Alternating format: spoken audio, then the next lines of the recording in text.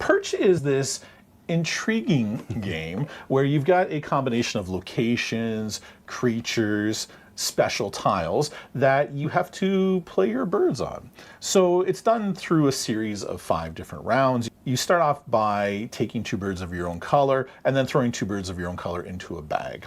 And then you take 2 of your birds, you draw from the bag, get 2 random birds, it goes around the table, everyone chooses that, and then you take turns placing those birds out one at a time onto the tiles that are on the board. What is neat though is that at the end of a round, if you control a tile that has a creature associated with it, then for future rounds you get to use that creature to mess with other players.